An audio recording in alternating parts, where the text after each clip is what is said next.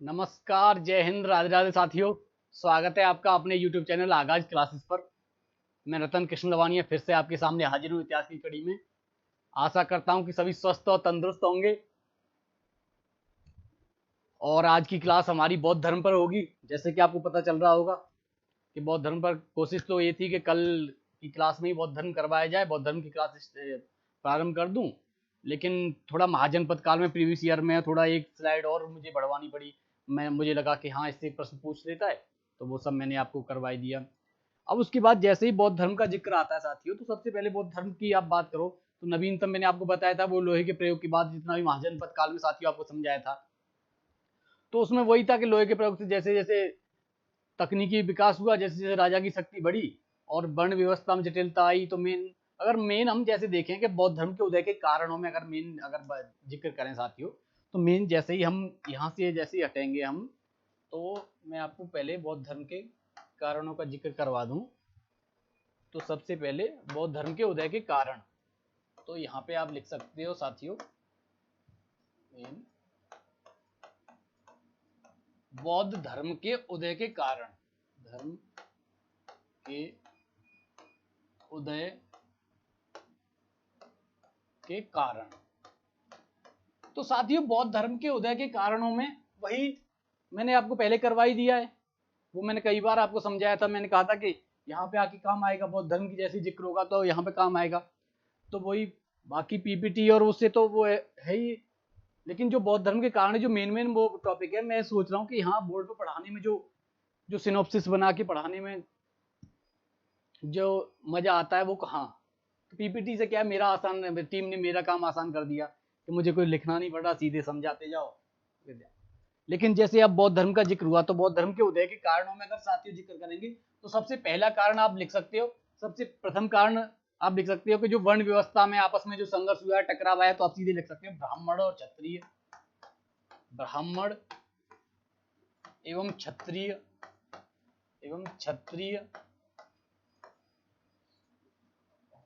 में टकराव,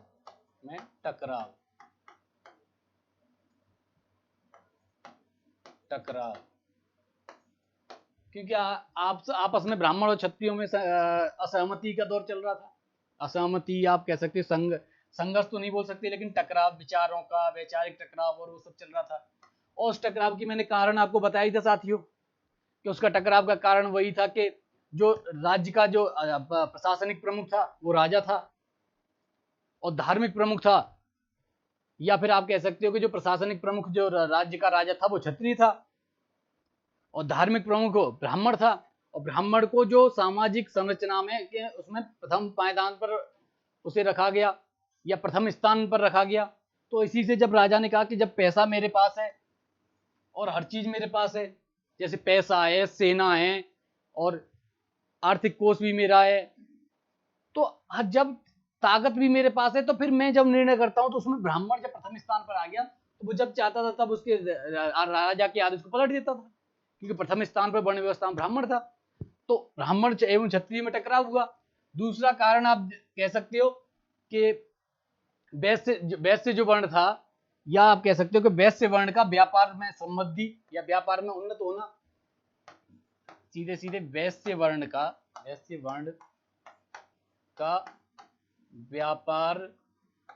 व्यापार में समृद्ध होना,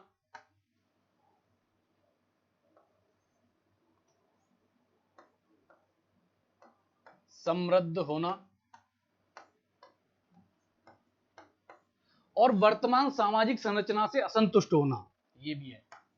और वर्तमान सामाजिक संरचना से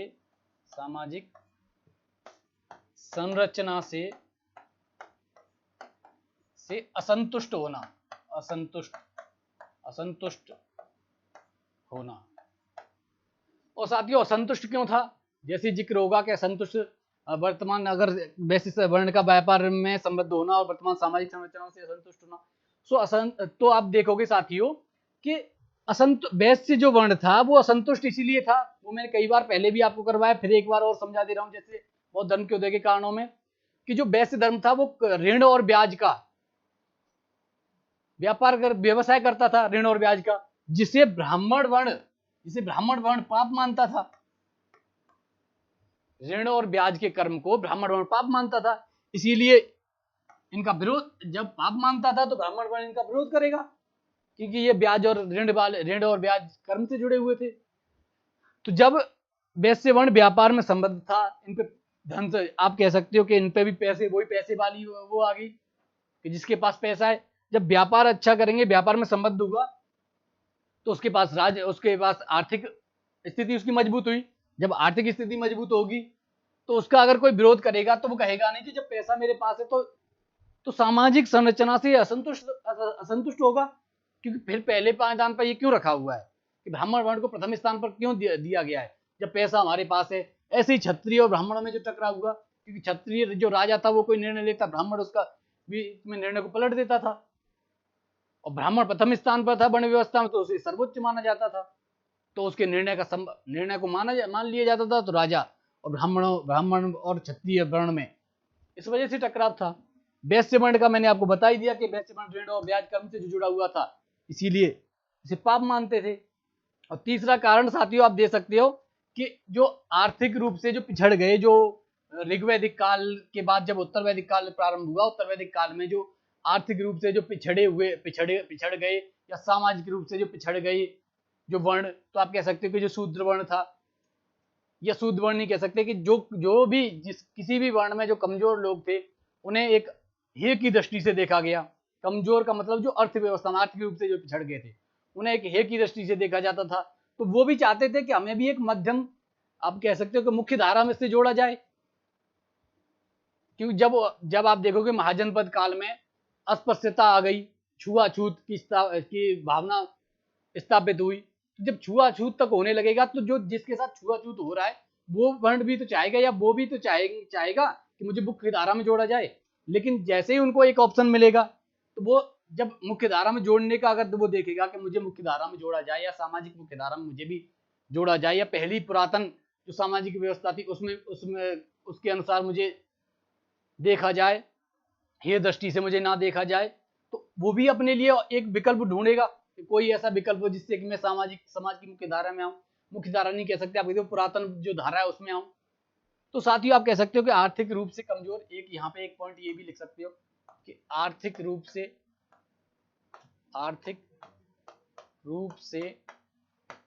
पिछड़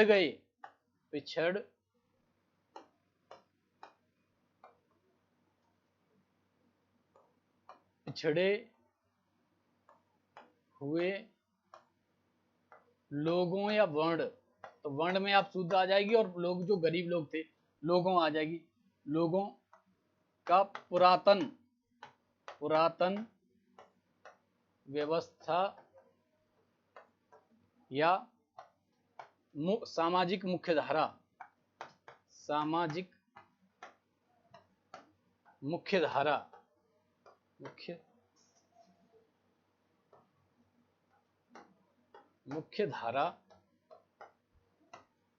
में आने की आप सोच कह सकते हो, आने का विचार, या आप कह सकते हो कि जो आने की इच्छा, मूलतः जैसे बोलते हैं ना कि मूलतः संसार, या आप जो मूलतः संसार की जो प्रवृत्ति चली आ रही थी पहले से, उसमें आने की इच्छा, तो आप इच्छा लिख सकते हो, मुख्य धारा में आने की इच्छा।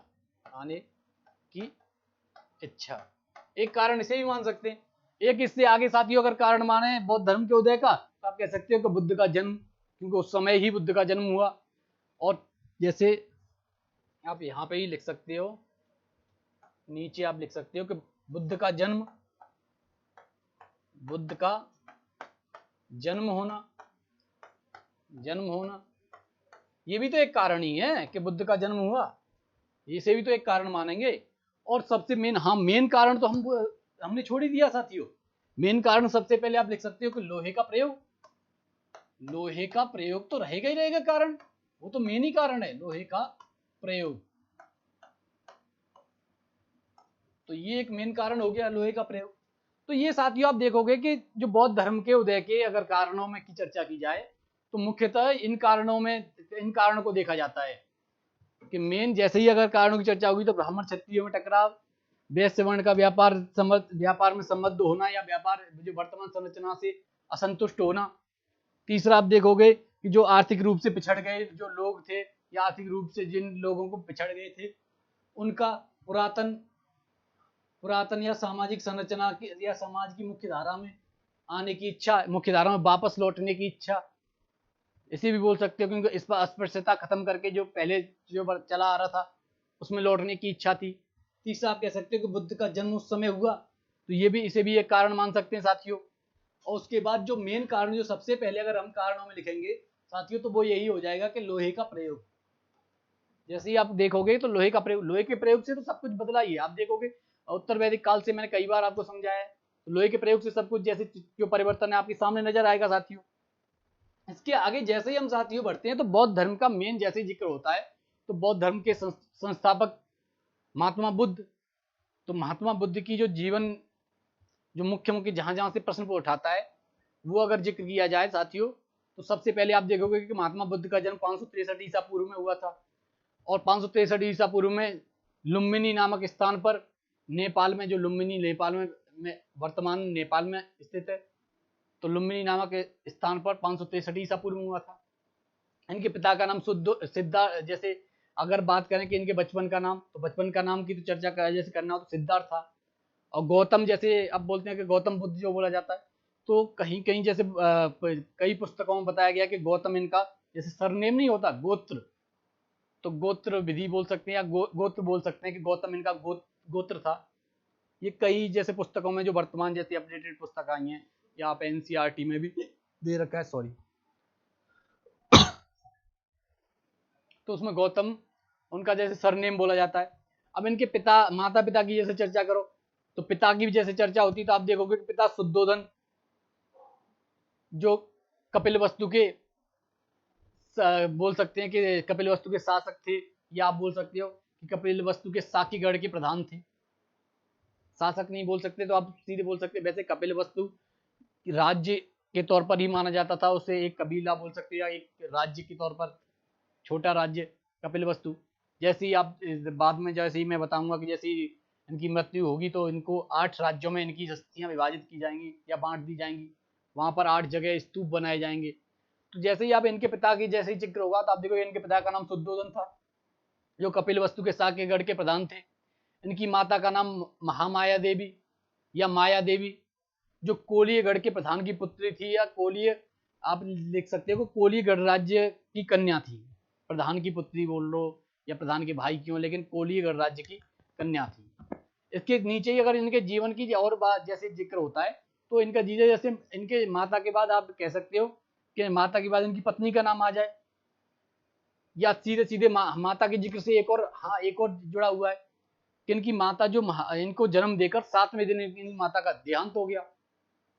और जब 7वें दिन इनकी माता का देहांत हो जाता है तो इनका पालन पोषण इनकी मौसी प्रजापति गौतमी ने किया।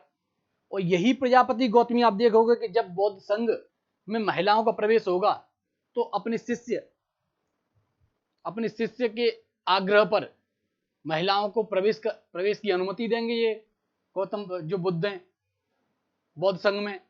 और सबसे पहली महिला जो बौद्ध संघ में प्रवेश करने वाली इनकी मौसी ही प्रजापति गौतमी होंगी।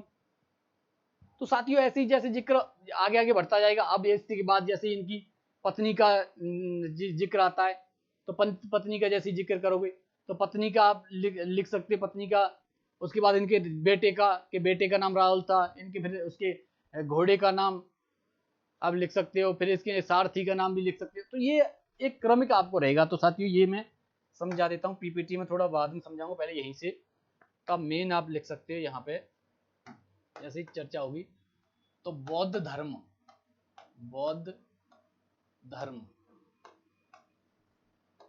में सबसे पहले यहाँ पे संस्थापक अगर लिखें संस्थापक तो गौतम बुद्ध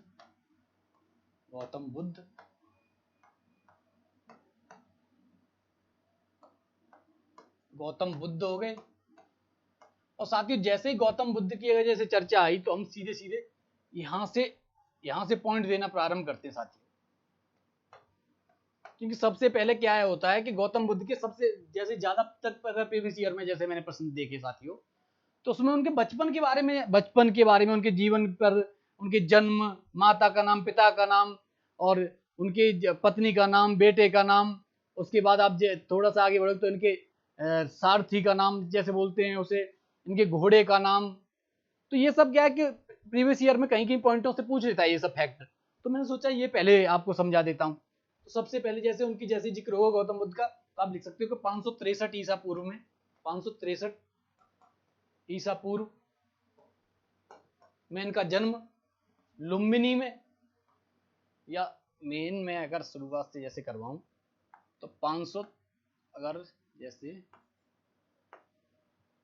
सीधे लिख सकते हो 563 ईसा पूर्व में जन्म, ईसा पूर्व में लुम्बिनी में, लुम्बिनी जो वर्तमान में नेपाल में है, नेपाल, वर्तमान नेपाल में लुम्बिनी में जन्म हुआ, लुम्बिनी में जन्म हुआ। तो पहला पॉइंट तो जब जन्म की जैसी चर्चा होती है साथियों, तो आप देखोगे कि 563 ईसा पूर्व में लुम्बिनी में या फिर वर्तमान नेपाल में इनका जन्म हुआ था। अब सीधे सीधे जन्म के बाद तुरंत आप देख सकते हो कि इनके यहाँ पे दूसरा पॉइंट डाल सकते हो कि बचपन का नाम, बचपन का नाम, बचपन के नाम की जैसे ही जिक्र होगी तो आप लिख सकते हो साथियों सिद्धार्थ इनके बचपन का नाम था, सिद्धार्थ। और गौतम आप लिख सकते हो कि गोत्र विधान गौतम, गोत्र विधान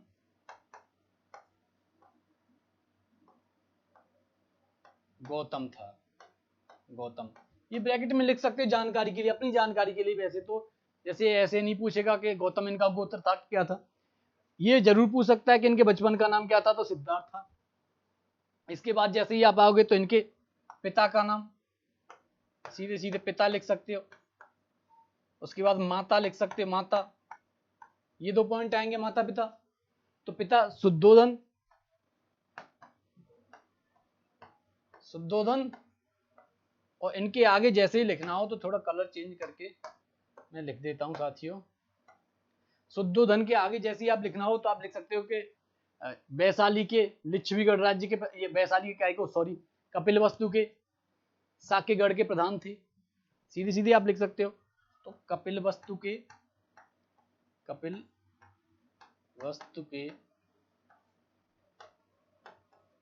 साक्यगढ़ के प्रधान, साक्यगढ़,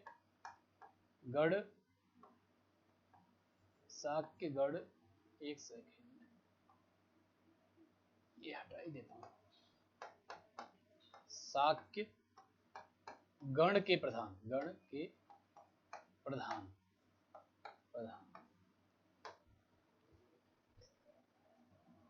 और जैसे ही यहां से अगर आप देखोगे उनकी माता का जैसे जिक्र होगा तो माता आप सीधे सीधे लिख सकते हो साथियों।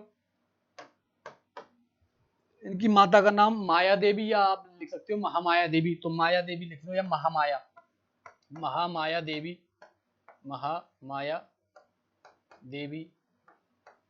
और जब महामाया देवी की साथियों चर्चा होगी तो आप सीधे सीधे आप लिख सकते हो कि महामाया देवी की जैसी जगह, तो वो कोलीय गणराज्य की कन्या थी। तो ये भी जानकारी के लिए आप यहाँ पे लिख सकते हो कि कोलीय गणराज्य की कन्या।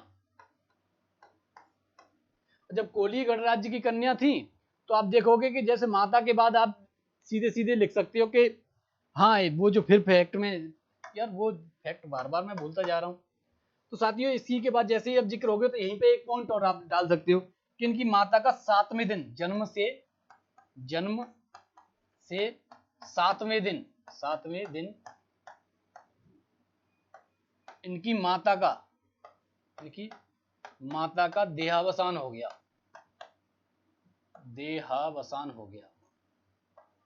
माता का देहावसान हो गया साथियों।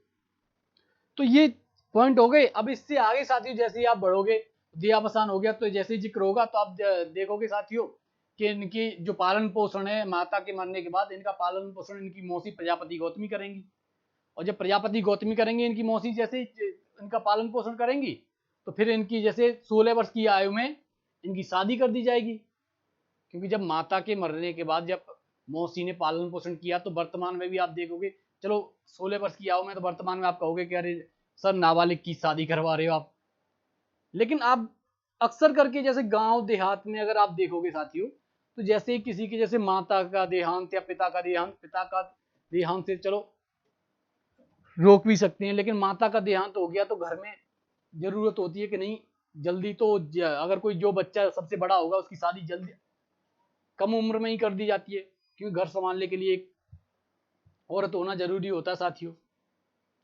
तो आप देखोगे कि यही इसी कारण से आप कह सकते हो कि उस समय वैसे कम उम्र में शादियां होती थी, लेकिन साथियों आप देखोगे कि महात्मा बुद्ध की भी शादी 16 वर्ष की अवस्था में कर दी जाएगी या कर दी गई थी, क्योंकि इनकी माता का 7वें दिन, जन्म से 7वें दिन इनकी माता का देहावसान हो गया। और इसके बाद जैसे ही आप देखोगे, तो इसके बाद जैसे ही मैं ये साफ कर देता हूं, देखोगे कि इनका पालन पोषण इनकी मौसी प्रजापति गौतमी करेंगी। और जब ये 16 वर्ष के होंगे तब इनका विवाह हो जाएगा। तो सीधे सीधे आप लिख सकते हो कि पालन पोषण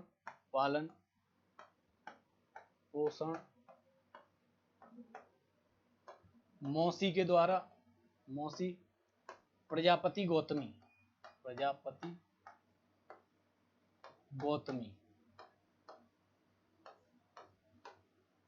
के द्वारा किया गया।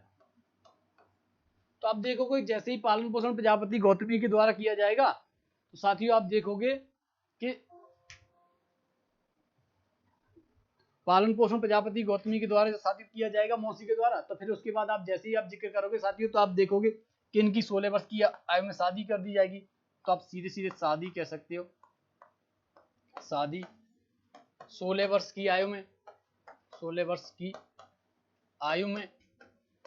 और 16 वर्ष की आयु में भी अगर साथियों आप देखोगे, 16 वर्ष की आयु में भी सीधे सीधे आप लिख सकते हो कि इनकी पत्नी का नाम, जैसे यहाँ नहीं 16 वर्ष की आयु यहाँ तक ही रहने दो, एक नेक्स्ट पॉइंट बना देंगे साथियों, कोई दिक्कत नहीं है।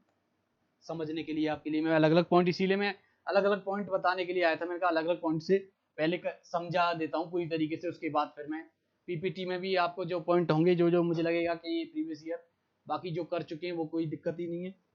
तो जैसे ही आप शादी का जैसे ही होगा शादी, तो 16 वर्ष की आयु में इनकी शादी हुई। जैसे ही आप करोगे कि पत्नी की जैसे ही जिक्र होगी, पत्नी की जिक्र होगी, तो पत्नी का जिक्र होते ही आप देखोगे कि इनकी पत्नी का नाम यशोधरा था।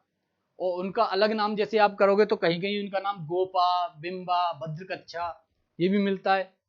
तो आप लिख सकते हो सीधे सीधे 16 वर्ष की आयु, और ये यहाँ हो गया, पत्नी का नाम यशोधरा। और जैसे अन्य नाम में अगर आप देखो, अन्य नाम इनकी पत्नी के अन्य नाम भी पूछ लेता साथियों, प्रीवियस ईयर में पूछा गया है ये। तो अन्य नाम में आप देखोगे साथियों गोपा के बाद बिंबा, और तीसरा है भद्रकच्छा। तो ये नाम पूछे गए हैं साथियों प्रीवियस ईयर में, तो इसीलिए मैं लेके आया था कि नहीं ये नाम पूरे करवा देता हूं कि इनकी पत्नी का नाम क्या था। अब जैसे तुरंत आप देखोगे यहाँ पे, जैसे ही आप देखोगे पुत्र का जिक्र जैसे ही होगा, तो इनके पुत्र का नाम राहुल था। बाकी और तो कोई उल्लेख नहीं मिलता, राहुल के नाम से ही उल्लेख मिलता है। जैसे ही आप देखोगे तो इनके घोड़े का नाम कंथक था, इनके सारथी का नाम चाण था। तो ये पॉइंट भी आप लिख लो, ये भी पूछ लेता है कि घोड़ा, कंथक, सारथी जिक्र करो, सारथी तो चाण नामक इनका सारथी था जो रथ का सारथी। उसके जिक्र जैसे ही मैं करूंगा कि 4 अभी दृश्यों का जिक्र होगा, 4 जो दृश्य हैं उनका जिक्र होगा। तो आगे जैसे ही हम बढ़ेंगे तो आप देखोगे कि जैसे सारथी, एक बार क्या होता है, इनकी कहानी है एक सिद्धार्थ की, क्योंकि जब इनके जीवन में जो अलग अलग तरीके से जो बदलाव आए, तो उनमें आप देखोगे कि मेन आपको जो बदलाव लगेगा जब सारथी चाण के साथ ये रथ से जब नगर भ्रमण के लिए निकलते हैं, तो उसके बाद ये साथ में चलते हुए 4 दृश्य देखते हैं और उन 4 दृश्यों से ही इनके ये अंतर्मन में बदलाव बोल लो या जीवन में बदलाव आता है। तो वो 4 जैसे दृश्य थे, वो 4 दृश्य क्या थे? 4 दृश्य में साथियों आप देखोगे तो मेन एक सबसे पहले मिलता है ना वृद्ध व्यक्ति। वृद्ध व्यक्ति मिलता है तो ये अपने सारथी से पूछते हैं कि सारथी ये कौन है? ये इस तरीके से वृद्ध है तो वो झुक के ऐसे चलेगा, जब उसकी कमर जैसे टेढ़ी हो रखी होगी, डंडा ले रखा होगा और थोड़ा हिल के ज्यादा वृद्ध हो जाता है, कोई वृद्ध आपने देखा ही होगा, तो उस तरीके से चलता है। तो जब वृद्ध व्यक्ति को देखेंगे तो कहेंगे कि ये भी दुखी है, क्योंकि वो दुखी है कि उसकी कभी वृद्ध जैसे उम्र हो जाती है तो घुटनों में दर्द, इधर तो वो ऐसे ऐसे चिल्ला चिल्ला के जैसे करा, जैसे बोल सकते हैं एक गांव में जैसे दर्द होता है तो थोड़ा बोलते हैं ना, हमारे लोकल में जैसे बोला जाता है कि करा के चलना, तो ऐसे करा के जब चलता है तो ये सिद्धार्थ पूछते हैं उससे कि ये कौन है। उन्हें जब ये नगर से निकलने ही नहीं देते थे इनके पिता, क्योंकि पहले जब इनका जन्म हुआ तो इनके पिता को जैसे आचार्य जो होते हैं या कोई गुरु जी होते हैं, उन्होंने बताया कि ये आगे जाकर जीवन उससे सांसारिक जीवन से मुक्त हो जाएगा या सांसारिक जीवन से बोल सकते हैं कि इसकी सांसारिक जीवन से बिल्कुल लगाव हट जाएगा। तो वो इन्हें सिद्धार्थ को घर से बाहर ही नहीं निकलने दिया। एक बार जब सिद्धार्थ पूरी तरीके से बीमार जैसे हो गए वहां अकेले उसमें पड़े पड़े उसमें महल में, तो तब इन्हें बोला गया कि इन्हें ले जाओ थोड़ा बाहर घुमाओ, तो इनका सारथी चार्ड इनको लेकर बाहर लेके जाता है। तो बाहर जैसे ही ये निकलते हैं तो इन्होंने एक वृद्ध व्यक्ति देखा, वो अपने दर्द से करा रहा था और बड़ी झुक झुक के चल रहा था। तो उन्होंने पूछा कि ये कौन, कि ये वृद्ध व्यक्ति है और इसके महाराज इसके दर्द हो रहा है। और जब दर्द हो रहा है तो कहते हैं कि चलो फिर उससे थोड़ा आगे बढ़े, तो उन्होंने देखा कि ये भी कष्ट में है। उससे आगे बढ़ते हैं साथियों तो वो देखते हैं कि एक बीमार व्यक्ति जा रहा है। बीमार व्यक्ति उसे बुखार या उल्टियां और वो सब हो रही हैं, तो वो उस तरीके से रोता हुआ जा रहा है, कह रहे में जैसे होता है दर्द से करा रहा हो या बीमार, तो उसे भर्ती करके या उसे उठा के जैसे 2-3 लोगों का सहारा लेके चल रहा हो। तो तब उन्होंने सिद्धार्थ ने देखा कि इसका जीवन भी कष्ट में है।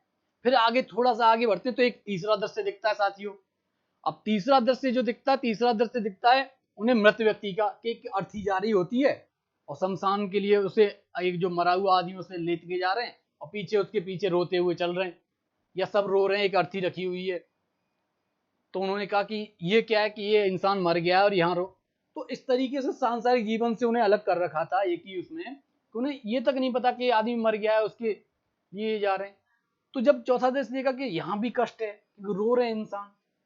पहले अब देखा वृद्ध व्यक्ति रोग से करा रहा है या दर्द से करा रहा है। जब दूसरा व्यक्ति देखा बीमार व्यक्ति अलग अलग रोग के कोड फूटे हुए कि यहाँ से वो चल रहा है कि ब्लड या फोड़े फुंसी हो रखी, तो वो भी कष्ट में।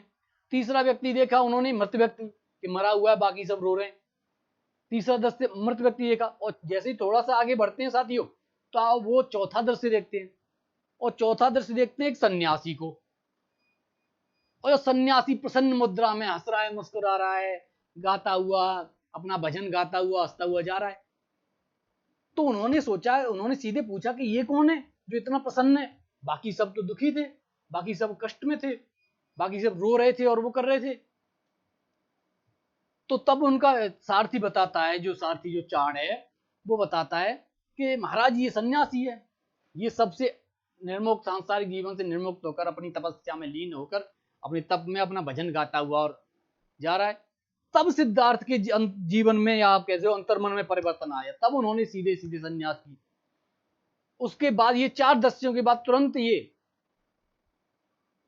अपने घर का त्याग करते हैं, और घर का त्याग करने के बाद ये 6 वर्ष की कठिन घोर तपस्या करते हैं। घोर तपस्या करने के बाद तब इन्हें बोधि वृक्ष या पीपल के वृक्ष के नीचे इन्हें ज्ञान की प्राप्ति होती है। तब से ये तथागत और बुद्ध कहलाए, तथागत भी कहलाए और फिर बुद्ध भी कहलाए।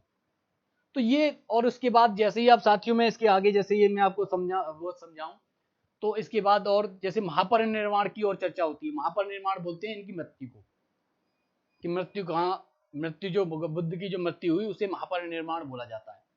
तो महापरिनिर्वाण की जैसी चर्चा होती है तो आप देखोगे कि महापरिनिर्वाण इनका पावापुरी में चुंद नामक इनके शिष्य के घर सुकर माधव, वैसे सुकर माधव को सुगर का मांस बोला जाता है, सुकर माधव या सुगर का मांस खाकर ये अतिसार से पीड़ित हो गए, अतिसार रोग से। अतिसार रोग बोला जाता है डायरिया, जैसे उल्टी और जैसे बार बार फ्रेश होने जाना पड़ता है, ये सब डायरिया तो आप समझते ही हो। तो डायरिया से ये ग्रसित हो गए और डायरिया रोग से इनकी फिर मृत्यु हो गई उसी डायरिया रोग से। तो इनकी मृत्यु को महापरिनिर्वाण बोला जाता है साथियों। तो जैसे ही अगर मैं इस पॉइंट को मैं अगर कहूँ तो ये भी मैं हटा दूं इनके जीवन से रिलेटेड, ये वाला भी। और जैसे ही आप बढ़ोगे तो मैंने 4 तक करवाई दिया था, इससे आगे 4 दृश्य या इनके जीवन के 4 दृश्य जैसे चर्चा होती है। तो सबसे पहले वृद्ध व्यक्ति, यहां से भी प्रश्न पूछा गया है, जितना मैंने समझाया नहीं साथियों वो सब आपके प्रीवियस ईयर और उसमें सबसे सर्वाधिक प्रश्न यहीं से उठाए जाते हैं इनके जीवन काल से। बाकी जो प्रश्न है वो इनके बौद्ध संघ से उठाए जाएंगे, जो हो सकता है कि आज की क्लास में मैं वहां तक ना पहुंच पाऊं, तो कल की क्लास में आपको करवाऊं। जैसे सबसे पहला दृश्य वृद्ध व्यक्ति, दूसरा बीमार व्यक्ति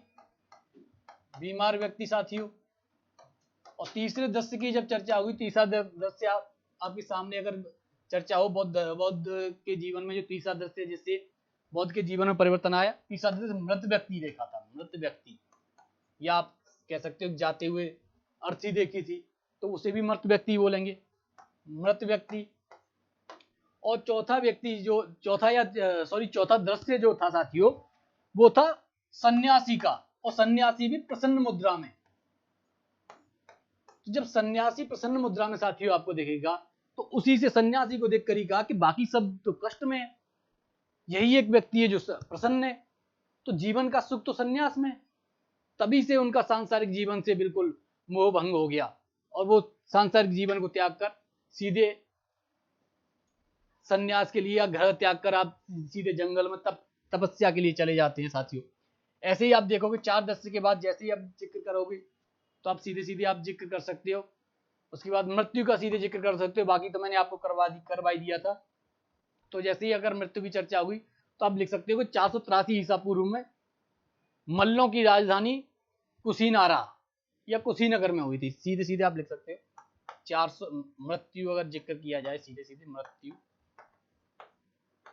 मृत्यु का जिक्र हो तो 483 ईसा पूर्व में, 483 ईसा पूर्व में मल्लों की राजधानी कुशीनारा में, मल्लों की राजधानी कुशीनारा में, कुशीनारा जो वही है जो वर्तमान में कुशीनगर है, उसी को कुशीनारा बोला जाता है साथियों। और जैसे ही जब जिक्र इसका होगा तो आप देखोगे साथियों, जैसे ही आप थोड़ा सा आगे बढ़ोगे तो आप देखोगे कि वो महापरिनिर्वाण, हाँ अभी मैंने समझाई दिया, महापरिनिर्वाण से आप जिक्र करोगे तो कुछ इनके जीवन के जो जीवन की जो बोल सकते हो कि जीवन में जो घटनाएं घटित हुई उनको कुछ दृश्यों से समझाया जाता है साथियों, कि जैसे इनके जो घटनाएं हुई उनके चिन्ह प्रतीक जो होते हैं उन दृश्यों से। तो उसमें आप देखोगे कि जो जन्म का दृश्य है वो घोड़ा, वो कमल या सांड, सॉरी घोड़ा काय को, कमल या सांड, क्योंकि जन्म तो कमल या सांड का होगा। तो जैसे जन्म का जो दृश्य है इनका, तो उसे इनका प्रतीक चिन्ह बोला जाता है कमल या सांड। और उसके बाद जैसे ही आप देखोगे कि जो ग्रह त्याग है वो उसका जो प्रतीक चिन्ह जो बोला जाता है या प्रतीक बोला जाता है वो घोड़ा होता है। जैसे ही आप थोड़ा सा आगे बढ़ोगे तो आप देखोगे ज्ञान का जो प्रतीक, तो ज्ञान का जो पीपल का बच्चा बोधि वृक्ष को माना जाता है। और चौथा जो मेन इनके जीवन का जो प्रतीक चिन्ह या जो मेन जो घटनाएं हैं उनका प्रतीक, अगर चौथी घटनाएं का जिक्र किया जाए साथियों तो इनका निर्वाण है। और जब निर्माण प्राप्ति में आप देखोगे तो उसका प्रतीक चिन्ह हो जाएगा पद चिन्ह। और पांचवा इनकी जो पांचवें जो जीवन की घटनाएं, जो महत्वपूर्ण घटनाएं जिस पर आप देखो तो इनकी मृत्यु। तो जैसे ही आप मृत्यु की चर्चा करेंगे या आप महापरिनिर्वाण की चर्चा करेंगे तो उसको स्तूप से चिन्हित किया गया है या स्तूप के द्वारा चिन्हित किया गया है। और आप देखोगे कि 29 वर्ष की अवस्था में ये घर त्याग करते हैं, और 29 वर्ष की अवस्था में ये घर त्याग करते हैं। और जो घर त्याग करते हैं उस घटना को बौद्ध धर्म में महाविनिष्क्रमण बोला गया है। तो जैसे ही आप यहां से साथियों जो मेन जरूरी है वो मैं मेन आपको करवा देता हूं, बाकी मैंने पीपीटी में ऐड करवा दिया है। महाविनिष्क्रमण,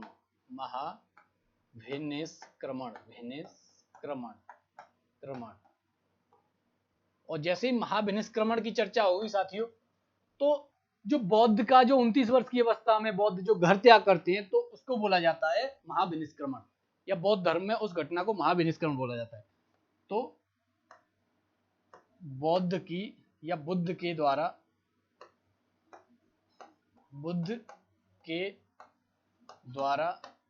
गृह त्याग को महाविनिष्क्रमण बोला जाता साथियों। तो ये महाविनिष्क्रमण की चर्चा हो गई, और जैसे ही आप महाविनिष्क्रमण के बाद चर्चा करोगे तो आप कह सकते हो बोधि वृक्ष मैंने आपको करवाई दिया, बोधि वृक्ष के नीचे इन्हें ज्ञान प्राप्त हुआ था। और जैसे ही बोधि वृक्ष की चर्चाओं के बाद जैसे ही आप जिक्र करोगे साथियों, तो आप देखोगे कि बोधि वृक्ष के तुरंत बाद जैसे बोधि वृक्ष के नीचे जो इन्होंने जो ज्ञान प्राप्त किया था उसके बाद प्रथम उपदेश देंगे, और जब प्रथम उपदेश देंगे तो प्रथम उपदेश ये 5 ब्राह्मणों को देंगे, और 5 ब्राह्मणों को जब प्रथम उपदेश देंगे तो आप देखोगे कि 5 जो प्रथम उपदेश देने को जो बोला जाता है उसे धर्म चक्र प्रवर्तन बोला जाता है। जो प्रथम उपदेश जो बुद्ध ने जो प्रथम उपदेश दिया था उसे बौद्ध धर्म में धर्म चक्र प्रवर्तन बोला जाता है। और जब 29 वर्ष और लिख दूं, 29 वर्ष की अवस्था में, यहाँ नहीं ऊपर लिख देता हूँ, 29 वर्ष की अवस्था में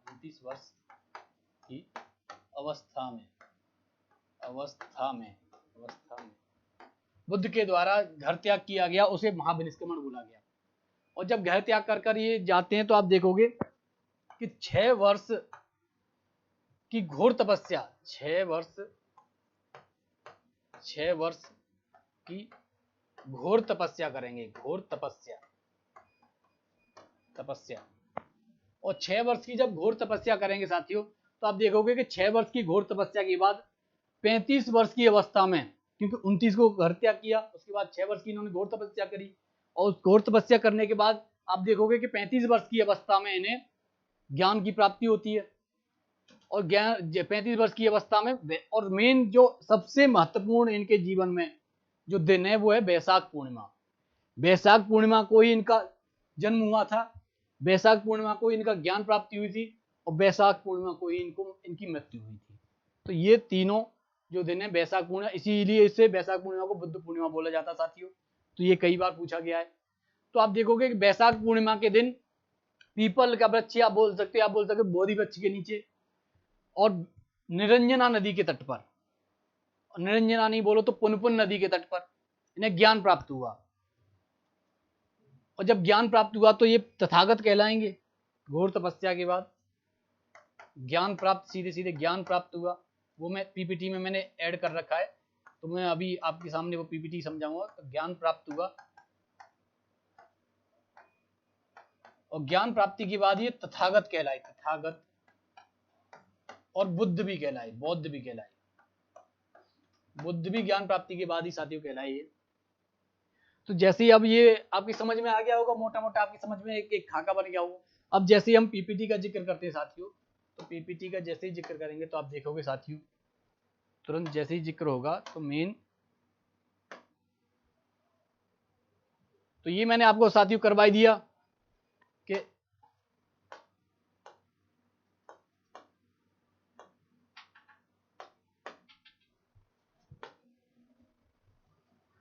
तो ये करवा दिया साथियों। मैंने आपको कहा था कि संस्थापक बौद्ध महात्मा बुद्ध हो गए। जन्म स्थान 563 ईसा पूर्व, जन्म स्थान अगर लुम्बिनी नेपाल में हुआ था, ये अभी मैंने आपको समझाई दिया।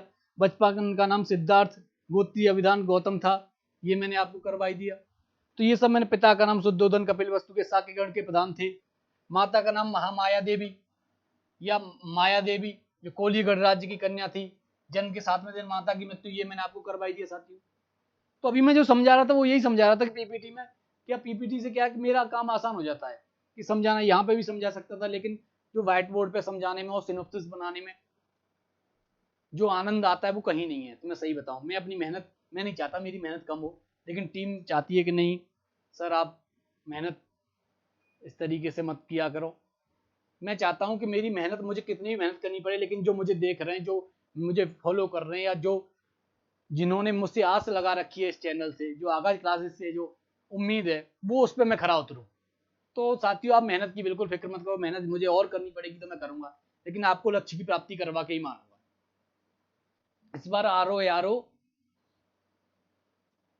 कि खोपड़ी में छेद करना ही करना है, आप लक्ष्य बना लो बस साथियों। तो आगे जैसे ही आप बढ़ते हैं, तो जैसे मैंने कहा पालन पोषण प्रजापति गौतमी इनकी मौसी थी, मौसी के द्वारा किया गया। पत्नी का नाम यशोधरा, अन्य नाम मैंने अभी आपको करवाई दिया, गोपा, बिंबा, भद्रकच्छा। ये भद्रकच्छा है पूरा का पूरा साथियों। तो एक सेकंड में, ये मैंने वैसे करवा दिया है, लेकिन फिर भी पीपीटी में थोड़ी सी बर्तनी अशुद्धि है, तो मैं आपको करवा देता हूँ कि ये भद्रकच्छा है, भद्रकच्छा। तो ये पूरा शब्द भद्रकच्छा है। तो साथियों ये ध्यान रखना। पुत्र का नाम राहुल, मैंने करवाई दिया। घोड़े का नाम कंथक है, कंथक, कंथक है, इसीलिए मैंने पहले आपको समझा दिया कि थोड़ी थोड़ी बर्तनी अशुद्धि है इसमें। सारथी का नाम चाण, मैंने करवाई दिया था। सारथी और कहानी मैंने आपको पूरी सुनाई दी। मृत्यु 483 ईसा पूर्व में मल्लों की, मिल नहीं है ये, मल्लों की राजधानी कुशीनगर या कुशीनारा, कुशीनारा भी साथियों बोला जाता था। इससे आगे जैसे ही मैंने ये आपको करवा दिया, इससे आगे जैसे ही आप बढ़ोगे तो 16 वर्ष की अवस्था में विवाह हुआ, ये भी मैंने आपको समझाई दिया था साथियों। बुद्ध के जीवन के प्रमुख 4 दृश्य, वृद्ध व्यक्ति समझाया था, रोगी, दूसरा रोगी व्यक्ति, तीसरा मृत व्यक्ति, चौथा सन्यासी है प्रसन्न मुद्रा में। तो सन्यासी जो प्रसन्न मुद्रा में, उसी को देखकर बुद्ध का जो आप कह सकते हो कि बुद्ध के जीवन में परिवर्तन या सांसारिक जीवन से मोह भंग हुआ साथियों। जैसे ही आप आगे चलोगे साथियों, तो आप देखोगे कि बुद्ध के जीवन से संबंधित जो प्रतीक चिन्ह है, ये मैंने करवाया था कि जन्म कमल व सांड, कमल व सांड है ये, सांड। गृह त्याग साथियों घोड़ा, ज्ञान पीपल की, पीपल या बोधि का बोधि वृक्ष, निर्वाण पद चिन्ह, महापरिनिर्वाण मृत्यु, महापरिनिर्वाण या मृत्यु अगर जिक्र किया जाए साथियों तो स्तूप हो गया। तीसरे जैसे ही हम आते हैं तो आप देखोगे कि 29 वर्ष की अवस्था में गृह त्याग किया गया। इनको बौद्ध धर्म में महाविनिष्क्रमण, तो अभी मैंने आपको साथियों समझाया कि इनके गृह त्याग को महाविनिष्क्रमण बोला जाता है। तो 29 वर्ष की अवस्था में इन्होंने गृह त्याग किया, जिसको बौद्ध धर्म में महाविनिष्क्रमण बोला गया। जैसे ही आगे बढ़ेंगे साथियों तो आप देखोगे कि बुद्ध ने सर्वप्रथम अनुप्रिय नामक, हाँ ये पॉइंट मेरे से छूट रहा था, तो आप ये, और ये प्रीवियस ईयर में पूछा गया पॉइंट है, ये मेरे दिमाग से उतर गया था साथियों। तो बुद्ध ने सर्वप्रथम अनुप्रिय नामक आम्र उद्यान में कुछ दिन प्रवास किया। तो पूछ लेता है कि सर्वप्रथम प्रवास किस उद्यान में किया, तो उसका नाम दे रखा है कि अनुप्रिय नामक आम्र उद्यान था। तो ये प्रीवियस ईयर में आया हुआ है साथियों, तो इस पर आप ट्रिपल स्टार लगा सकते हो, क्योंकि पूछ सकता है आयोग। और इससे आगे जैसे ही साथियों आप बढ़ोगे तो आप देखोगे कि इसके प्रारंभिक गुरु आचार्य आलार कलाम और रुद्रक रामपूत थे। ये गुरु में से थोड़ा सा रह गया था ये पॉइंट, और ये कई बार पूछा गया है कि आचार्य आलार कलाम, ये कलाम नहीं है, कलाम है, कलाम, और रुद्रक रामपूत ही सही है।